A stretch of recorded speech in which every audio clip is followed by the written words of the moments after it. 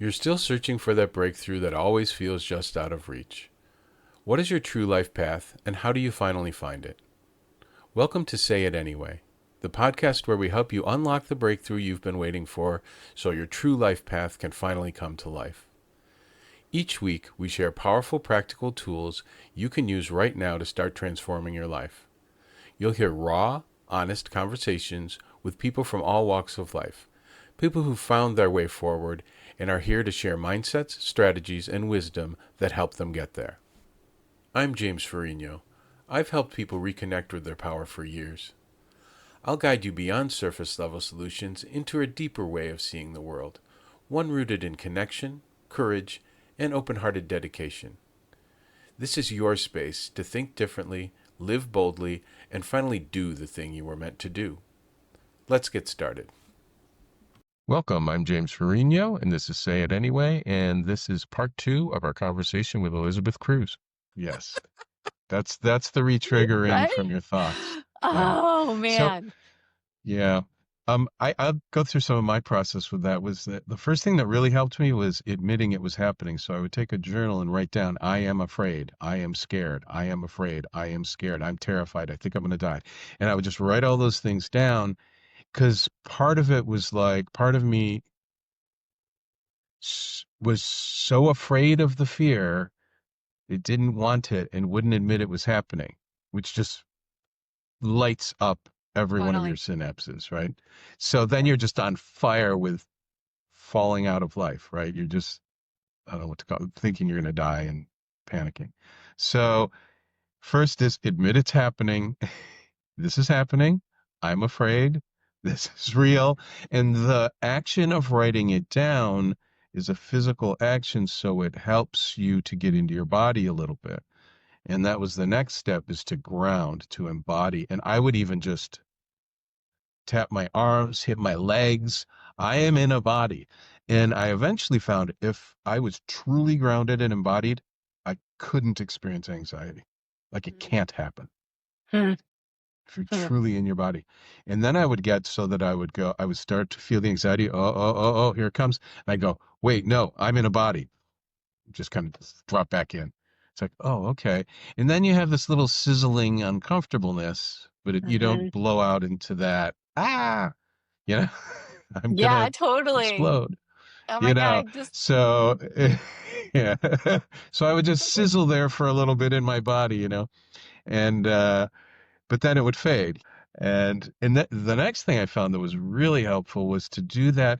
But since it's that brain thinking things that re-triggers it, like hmm whatever thoughts, I'm broken, I did this before. Oh no, what if it never goes away this time? What if the grounding hmm doesn't work? You know, all these Yeah. things that will re-trigger, right?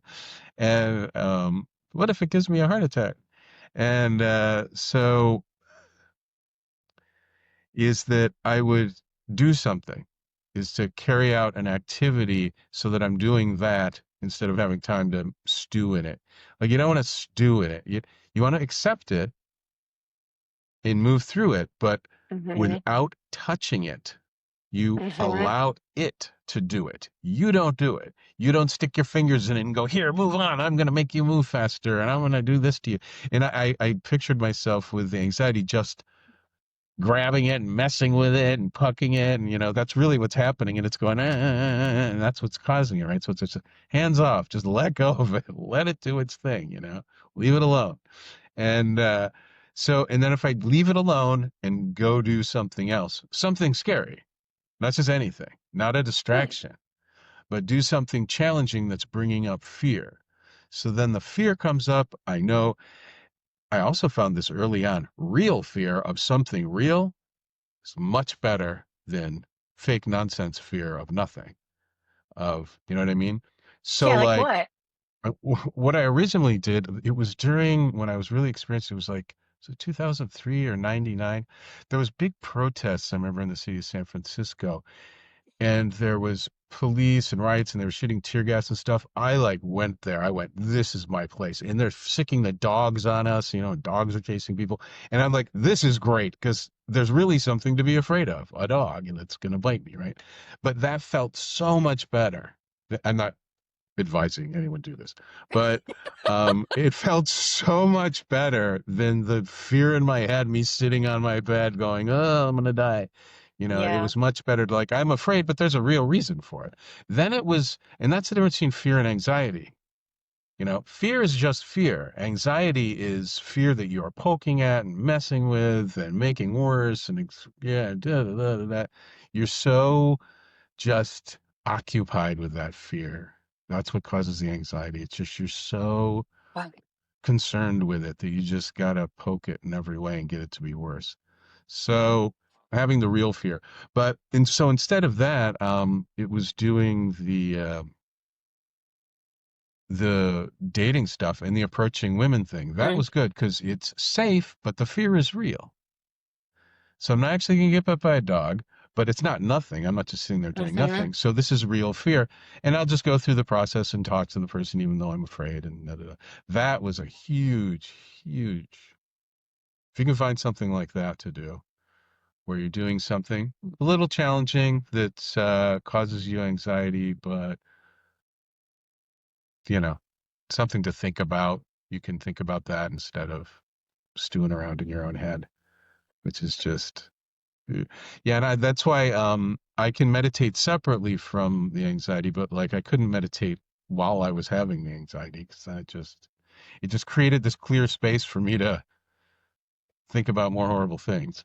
So that didn't help at all. I totally So get it.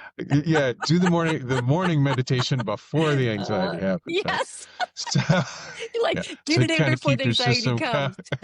Yes, that's the way to do it. Yeah. Oh my God. Well, Then Rain, I'm sorry, let you yeah, yeah. continue. Well, just over the.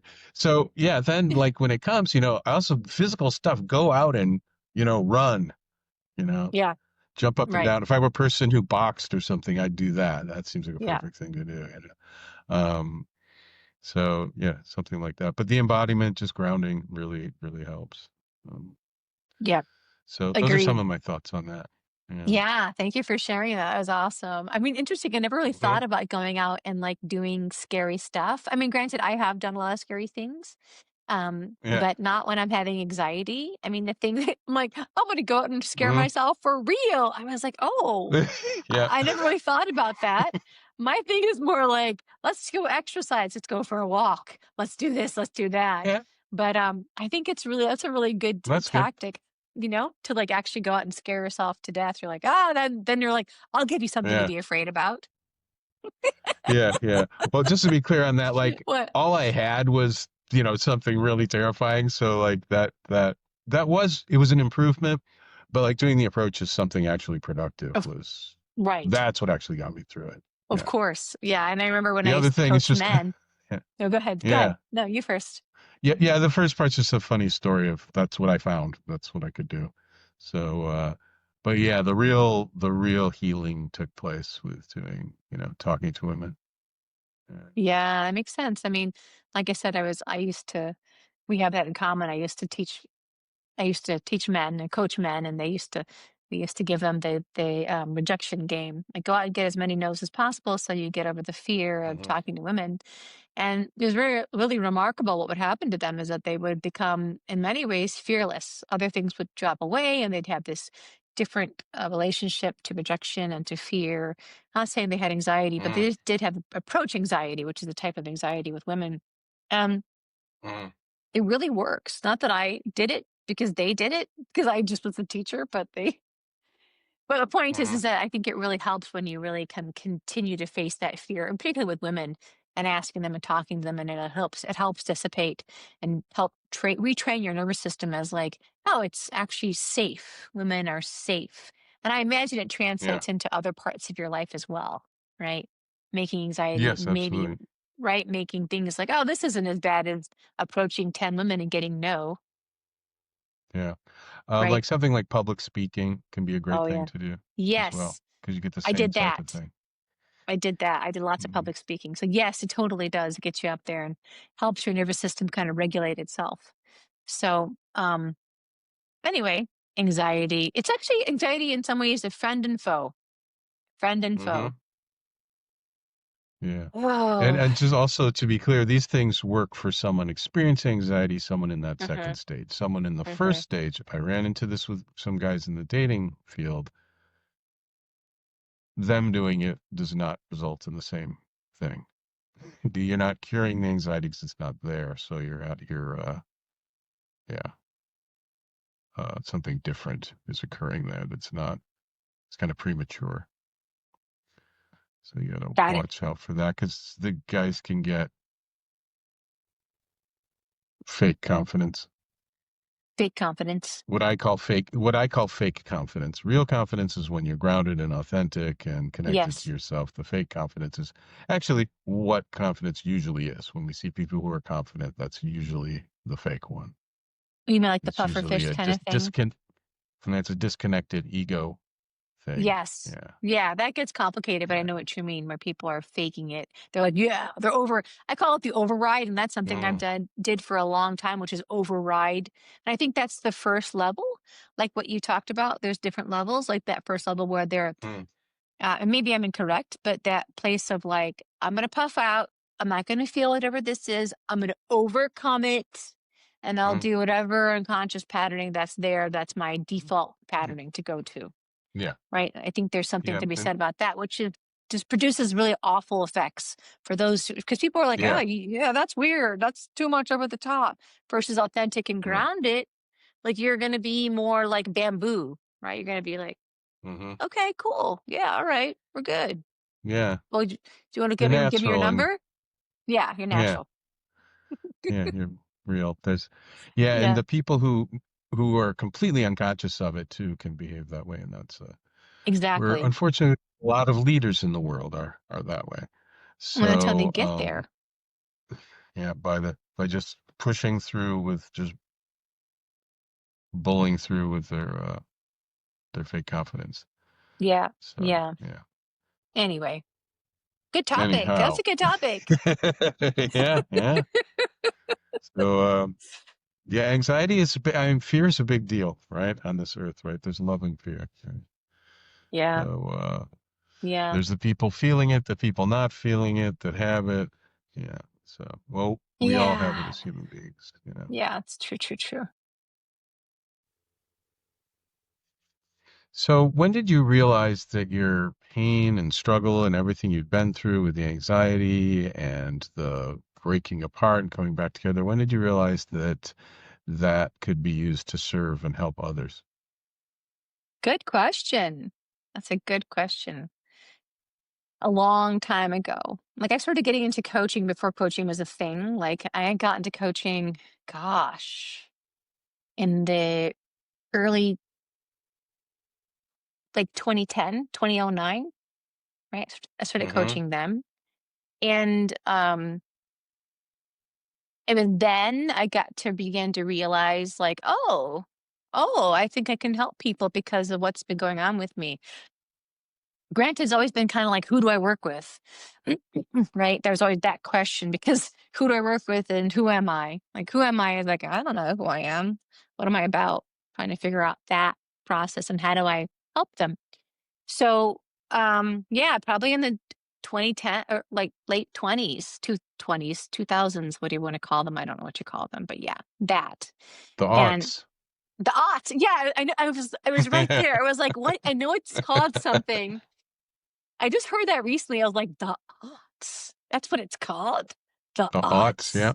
I freaking love that, even Mm-hmm. though it's very strange. But I do like things that are kind of Mm-hmm. strange and out there. But yeah, that's when I started to put it together. And I'm still figuring that out. Like I used to coach men, right? That was the thing. When I was in Mm-hmm. coaching school, I was either going to be a public speaker coach or I was going to be a dating coach because I was like, I'm a fun date. I have a lot of fun on dates. I don't take them too seriously. And somehow I got steered toward the dating. I should have done public speaking, but I didn't. But Mm-hmm. yeah, I did the dating and I was men and women for a dating coach and I wanted to help them really with their ability to show up and be confident and have more authentic conversations and such. But I would do a lot of meetups and men would keep showing up to my room. And so I'd be like, my coach goes, "Oh, honey, I think you coach men." And I said, "I guess I do." So, so I began to focus. I guess I do. I guess I'm a men's coach. And so I would just basically like start catering to them. And I ended up working with the nice guys. I guess I dated all my clients. Not supposed to. Dated all the clients. Okay. I mean, that's kind of what you do. You kind of romance them to get them to do your program, which is not bad Mm-hmm. because you really want to give them a service. And I really wanted to give my clients a service as I really cared about them. And I wanted to give them the transformation of confidence and knowing themselves, which is sort of the journey that I've Mm-hmm. been on.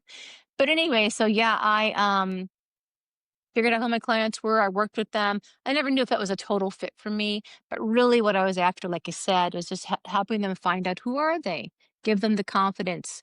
And I worked with specifically the nice guy, the guys who are always stuck in the friend zone, and I helped them.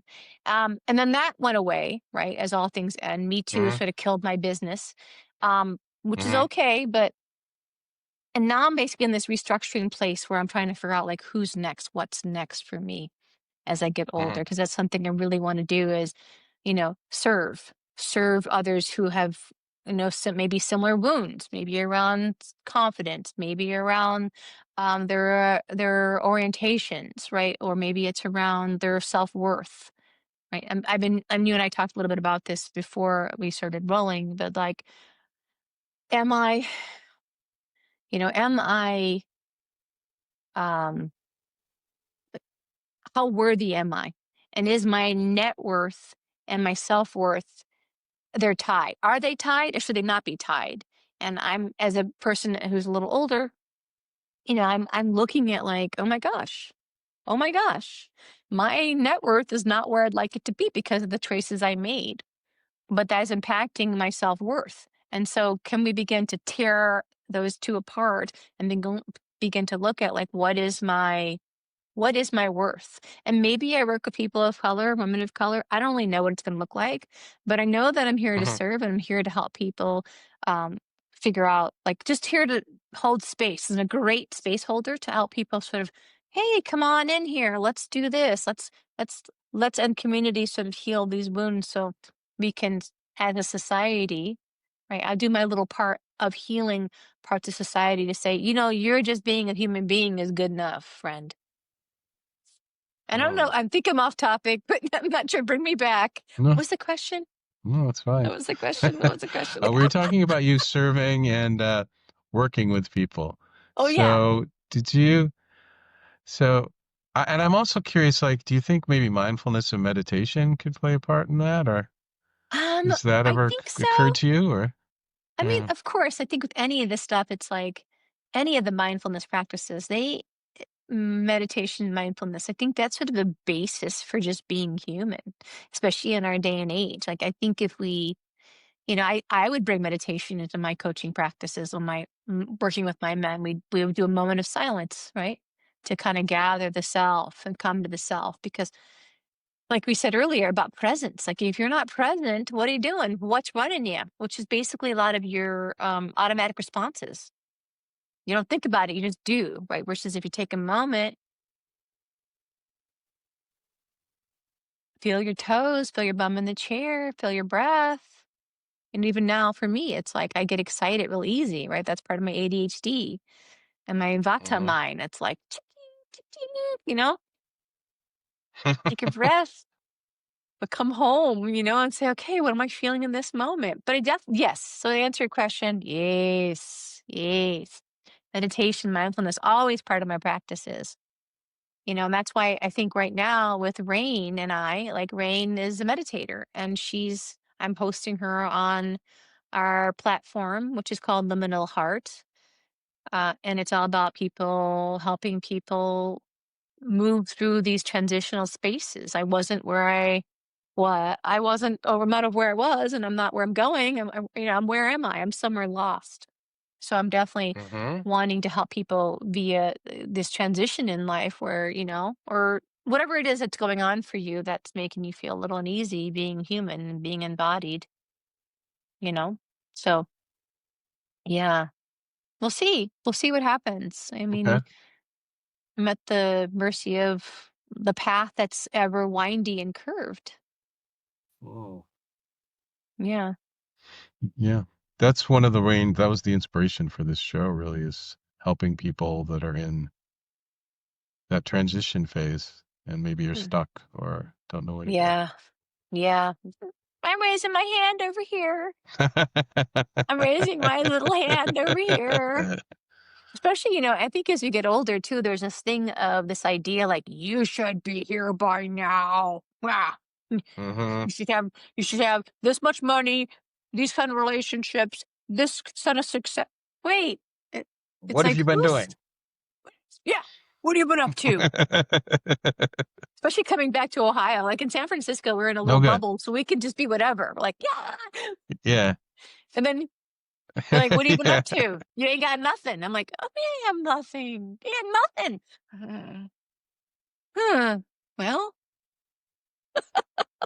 what I have is internal. You can't see it I yet, friend. yeah. I like that. Yeah. Your what you have you can take with you. Yeah. Yes. And one of my spiritual teachers told me this. He's And like, what look, he said, you didn't sign up for all the exterior goods. And I said, yeah, that's true. But that's what someone would say when they don't have the exterior yeah. goods. But still, Yeah. it's true. The soul takes, Yeah. hopefully, the soul takes these, understandings of the human condition with them into the next Yeah. incarnation, whatever it is that Yeah. that soul's up to. Yeah. I did sign up for some of them, at least temporarily. Yeah, right? Maybe not all of them, some of them. Only you know. Only you know. Yeah, yeah, yeah, yeah, for sure, I did. So, I've thought about this. I'm going to ask you, since you did the coaching with men, it's like, Yeah. for me, the most growth I've had, the most success I've had with everything came through learning about dating, relationships, sex therapy. I mean, that's it, that area. Because it's an area that's really challenging. It's an area that there's almost no education on, Mhm. and it's really scary. And especially because you don't know what's going on at all. So there's just the way I looked at it was just an opportunity for incredible growth. Like, and I'm dividing it into those three areas, but that whole focus on relationship, because there is a lot in our society about the self, right? There's a great deal of, I'm going to meditate, I'm going to know myself, I'm going to love myself, I'm going to have a career. Yeah. I. There's not a heck of a lot. There's some, but I'm going to have a relationship. How is that going to happen? And how am I going to start that? And how am I going to continue that? And how am I going to work Hmm. on that? And what's it going to look Hmm. like? And who's it going to be with? And is it going to be with a bunch of people or one person? You know what I mean? There's so much there and Hmm. so little information on it that for me, explore in the sexuality even more, because that's like somebody took it and stuck it in a hole in the ground and put a big log on top of it so we couldn't find it. Or something. I mean, that's what it's like. Where is the information on that? And so yeah. So I don't know. How do you feel about that? I mean, I know I went through a lot of growth with that stuff. Wow. Just Yeah, I think that you're right. I think over the last probably 30, maybe 40 years is that we are getting more wise about that. And there's a lot of people writing books about that. Mhm. Um, but yet it's a mystery to a lot of people because it's not something that we value in society. We do we value the almighty dollar making money. And I mean, Mm. right, we value that and achievement and independence. Like that's where I know myself and that's where I've come from. But you know, you have to, how do I say this? There's the stigma of getting help in those areas is becoming less, right? Yeah. Mental health, therapy. It's everywhere. It's all on my feed. Granted, it's me looking for therapy, but the algorithm gives me what I want. But it's becoming less stigmatized. So I think that yes, I think there's you have to seek it out these days a little bit more so.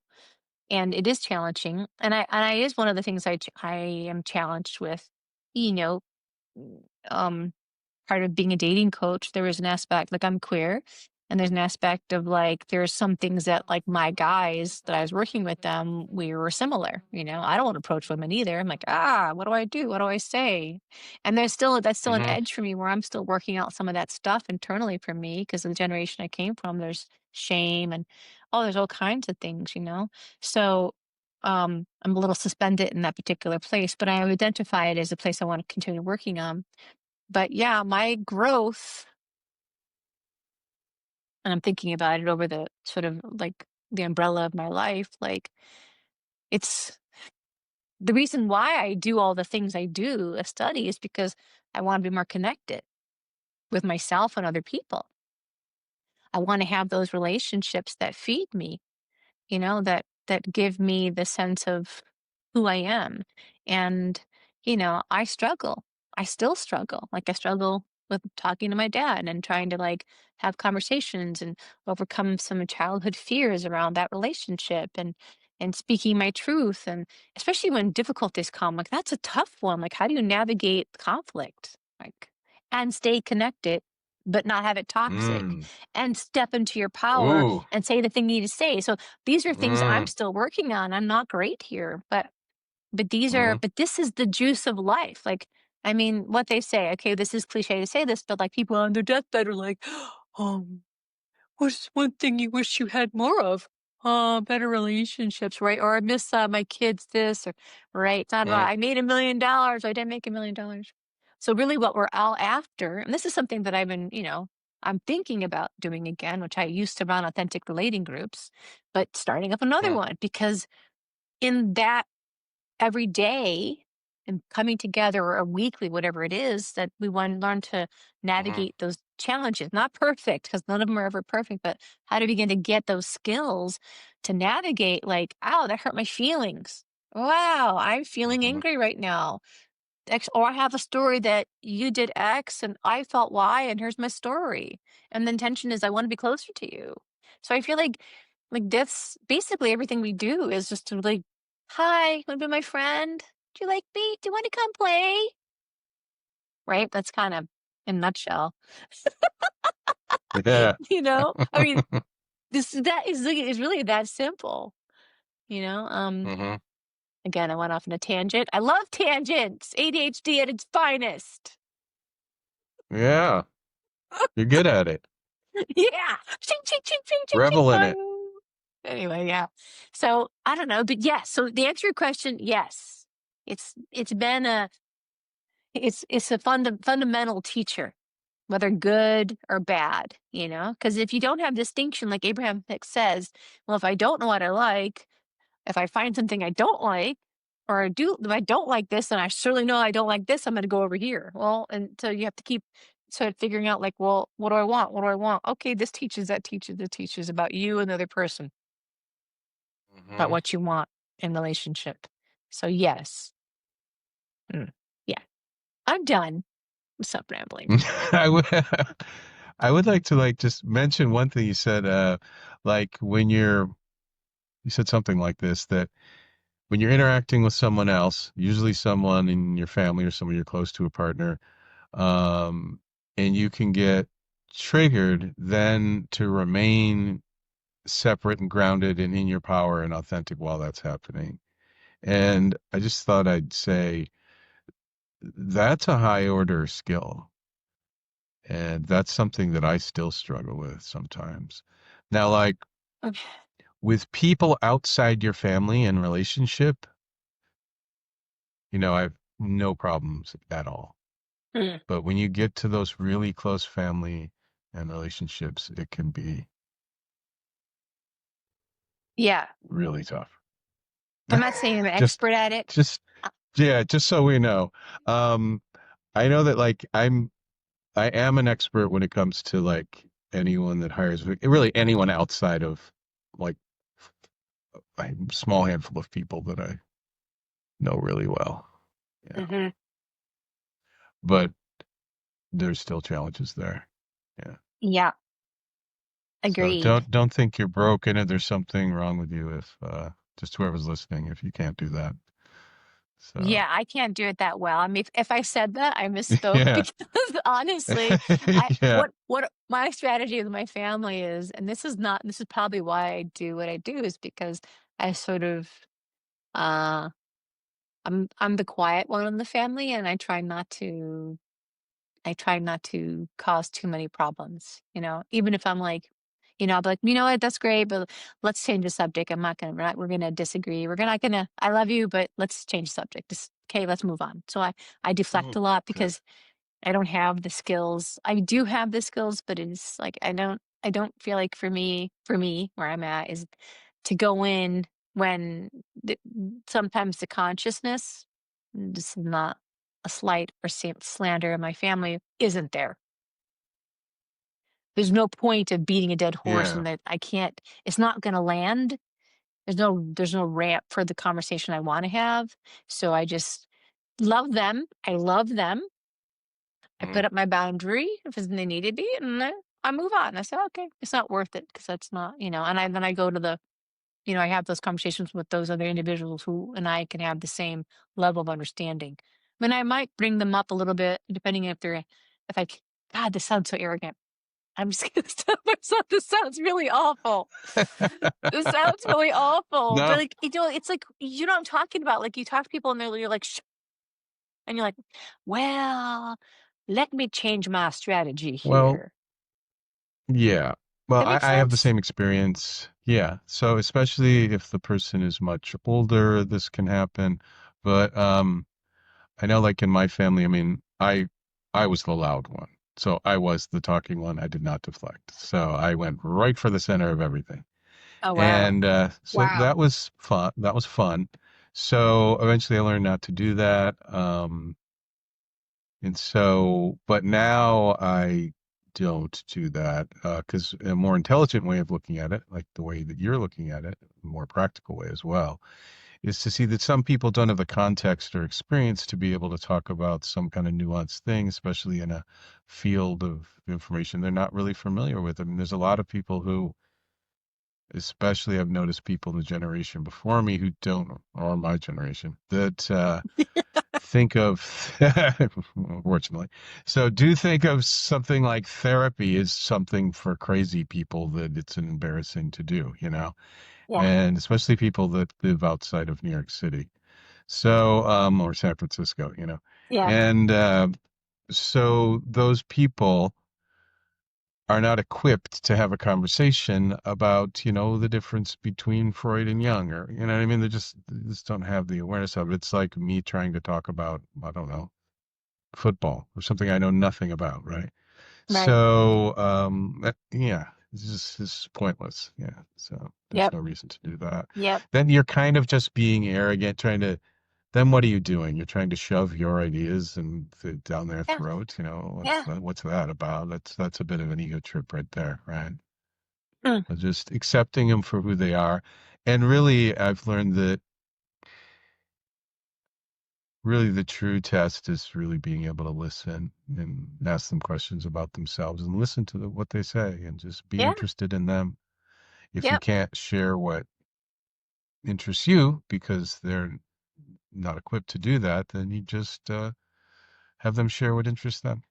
Yeah, that's my strategy. It's like I know enough, and my intention is to make a connection and to listen, to be a space holder, and find out what is it makes them tick. Even if it's something I don't totally believe in, unless it's really offensive, then I'm like, I will change the subject nicely.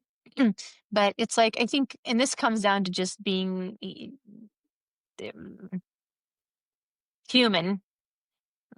Other things I want to say around that, but it's like just listening, holding space for the other to be heard. Oh, what I was going to say is Mm. heard, felt, and seen. People just want to be heard, felt, and seen, and maybe hugged too. But It's like, Mhm. can you, even with all, like, for myself, even with all the things I've studied and the things I'm going to study because I love learning about all, like, anything, like, about Mhm. how to understand myself better and other people better. So it's like, just to listen, Mhm. space holder, listen. Like, even my dad, he's very quiet, although when he does talk, he's very loud because he's kinda deaf, he's almost 90. But, like, I get him to talk because I asked the curious question, and I wanna find out and go a little deeper, and, yes, I put myself on the side, but that's not a relationship. Our relationship, unfortunately, I wish it was different, but I get that need or fed from other friends who can see me and hear me, Mhm. and then my therapist, like, she's an amazing tracker, and I freaking love her because she models what it is to be in a good relationship. But the point is that all the stuff I could be arrogant and be like, but I use all my tools to just connect and listen Mhm. and be present and hold space. So, and in that way, for me, it's A, being of service, and B, making a connection. And then I get closer to someone. That's ultimately what I want, is be closer to you. Mhm. That's it. Absolutely. Anyway. Yeah, Yeah.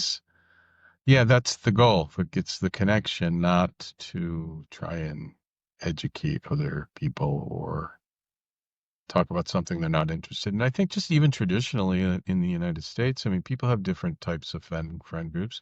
You have your friends that you play whatever baseball or softball with on the weekend. You have your friend you go dancing with. You have your church friends. You know what I mean? People Yeah. have different groups of people Yeah. around, and not everybody's Mm-mm. interested in everything. Mm-mm. Mm. Mm-mm. Nope. Nope. Mm. Sure. Yeah. So let's see. Just maybe a couple more questions here. Sure. So if you had something that's revealed itself to you recently, a truth, an aha moment. Oh, that's it. Oh, that's what I've been doing. Oh, that's what I. Have any of those happened for you? Uh, I think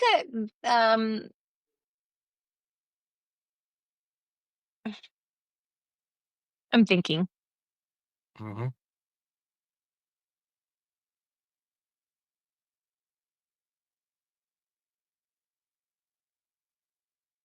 I'm thinking, like, that there is this this idea about the anxiety, like Mhm. making friends with my anxiety versus fighting my Mhm. anxiety, right? Mhm. That, and I spoke to that a little earlier, but I think that knowing its chemistry, knowing that I have a hyper vigilant sort of I don't know what the third part of the brain is. I'm going to say the amygdala. Is that what it's called? The amygdala, Yeah, that's one part. right? Yeah. Right. So the animal part of my Way brain down. is, yeah, right here. This gets activated, which doesn't mean that, and it's chemistry firing, and it's also because I've had long-term stress. It's also just that the mind will just do what it does because the pathways are there. Doesn't mean that Mhm. I'm bad or wrong or whatever. It's just a matter of chemistry. And again, it's another layer of removing the shame, of removing the judgment, and be like, okay, I'm having an attack. Okay. Doesn't mean all the things I want to make it mean, because there's a litany of Mhm. Yeah. what's wrong with me? I'm a loser. I can't figure it out. I can't function like other people. Oh my God, what's wrong? Right. It's Uh, just like, okay, I'm had, which really, in a way, so so the revelation really is like, okay, I will have some thoughts that are not going to be that nice. All right. Doesn't mean that about me. What it means, I'm having chemistry. And when I'm back to my, like, full access of my brain, because the prefrontal cortex gets limited when you're in anxiety and you cannot think. mhm. It just, you get limited and Yeah. you become like, oh, everything's really hard to function. So just hang Yeah. tight. You'll be back. You know, you'll be Mhm. back. So I think that Mhm. revelation is just really like, okay, I'm going to be okay. Let me do what I need to do to get through this period of time, and I'm just gonna do whatever's simple. And Brene Brown, I forget what she calls it. Oh, I forget. Um, Something like she's not going to be her best self. She's going to be her ugly self, or she's like, she's like, give me 10 minutes. I'll be back. I'm not going to be my best self right Oh, now. yeah. Yeah. Let me go handle my, and she does it so beautifully. I freaking Yeah. love that woman. I know there's always controversy with all public figures, but Yeah. I love what she does and how she says it. And it really Hmm. hits home with me. But when you're in a shame spiral, you really need some time out to like deal with it, which is also anxiety spiral. Like, just let me go deal with it and I'll be Hmm. back. Because right now I'm not going to be Yeah. myself. So I think there's something to be said about, okay, I'm going to get through this. Be fine. Just give me some time. Right. And then again, your strategies Hmm. are fabulous, right? Your strategy of like scaring yourself or exercise, or even like I've been doing gratitude work, trying to be grateful. And writing's Hmm. been really good. And then, yeah, and writing's been really good about like writing through the mind's issue, like what's really going on. Is that fear there? What's happening? And that's sort of soothing Hmm. yourself that way. So, Yeah. that to answer, yes. Did I answer the question? Yeah. Sort of. I think Never so. know. I'm just like, I don't remember the question. do we do it? Okay, good. Yeah, you answered a few things. Okay, Okay, let's good. do one more. Okay. One more Okay, one question. more. Dun, dun, So, one dun, final thing, dun, dun, is dun. if you can give people who are stuck, people who've been where you were with through your whole life Yeah. of experiences and all your different paths and all your different things, what's the, we were getting really close to that just now. What's the Yeah. really one simple thing, one simple thing to do to maybe point you in the right direction? Yeah, for somebody who's struggling with anxiety or blame or any of those, that kind of stuff, But really, if or you're struggling stuck stuff. anywhere, if you just, don't know what to do, and it could be with your Man. career, could be with your anxiety, with anything. I think, well, it's a tough question to answer. Yeah. I think there's something, well, let me pause here for a quick second.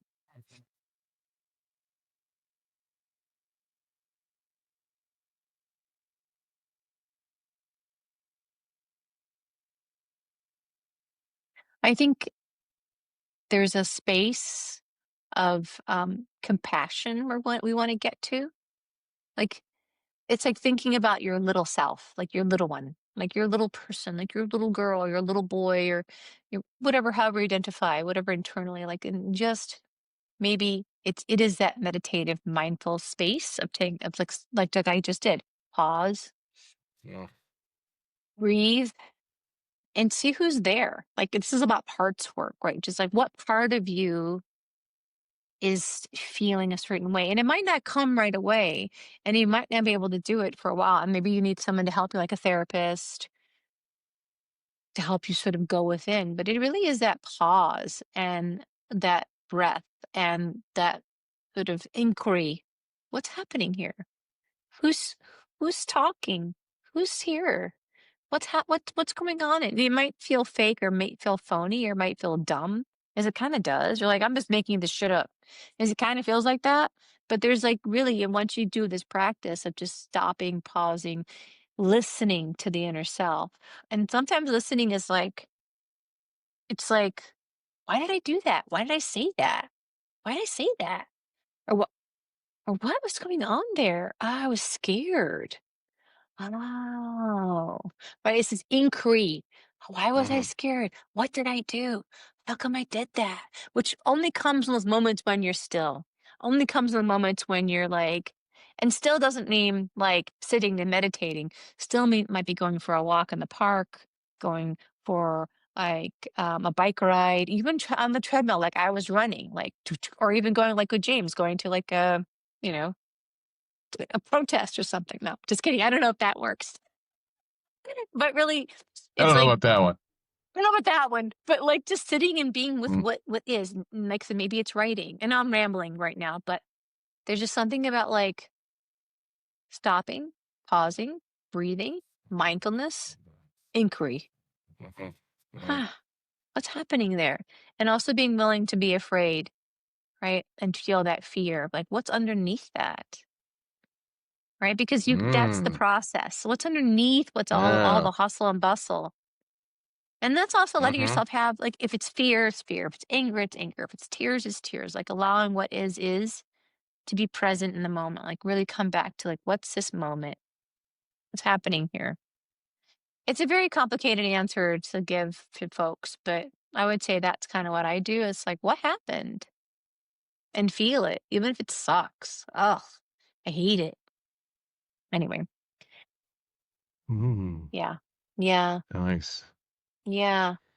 And I also love not be that. alone. Like find other people that you can trust. Like get your people, your safe people, your community to be with because it's really they're gonna hold you. They're gonna hold you while you're going through this, you know? But it all starts at home first. So I would say presence. Mm-hmm. Okay, anyway, I'm done. Just be where you are. Yeah. Yeah, be here now. Yeah. Be here now and take a breath. Yeah.